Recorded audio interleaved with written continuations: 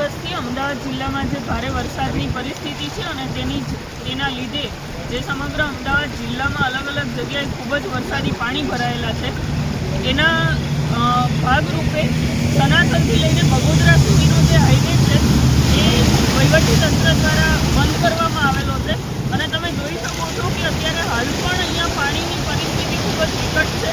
અહીંયા ઘણું જ પાણી ભરાયેલું છે, જેથી સમગ્ર મુસાફરો જે લોકો સનાથલથી લઈને બગોદરા હાઈવેનો ઉપયોગ કરી રહ્યા છે તેને નમ્ર વિનંતી છે અમદાવાદ ગ્રામ્ય જિલ્લા પોલીસથી કે સનાથલથી લઈને બગોદરા સુધી પાણી ભરાયેલું છે, તેમાં ખાસ કરીને ચાંગોદરથી બાવળા વચ્ચે ખૂબ જ પાણી ભરાયેલું છે, જેથી ફોર વ્હીલ નીકળી શકે તેવી જ પરિસ્થિતિ નથી અને ભારે વાહનો પણ ખૂબ જ મુશ્કેલીથી નીકળી રહ્યા છે, જે પણ રસ્તામાં ઘણા બંધ પડી ગયા છે અને તેના લીધે ટ્રાફિકની સમસ્યા પણ સર્જાઈ રહી છે.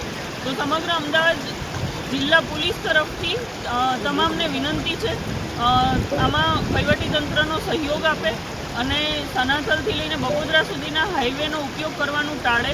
તેના વિકલ્પ રૂપે જે નવો ધોલેરા એક્સપ્રેસ હાઈવે છે તેમાં વેજલકા થઈને બગોદરા સુધી તમે જઈ શકો છો અને જે રાજકોટ તરફથી આવી રહ્યા છે તે બગોદરા થઈને વેજલકા થઈને અમદાવાદ જઈ શકે છે, પરંતુ આ રસ્તાનો ઉપયોગ કરવાનો ટાળજો અને તે જાહેરનામું પ્રસિદ્ધ કરીને બંધ જ કરવામાં આવેલું છે.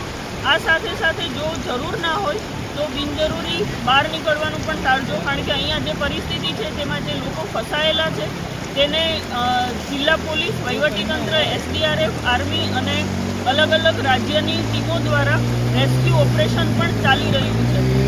સમગ્ર ગુજરાતની જનતા જે આ હાઈવેનો ઉપયોગ કરી રહ્યા છે તેમને નમ્ર વિનંતી છે કે આમાં સહયોગ આપે. Thank you. જય હિન્દ.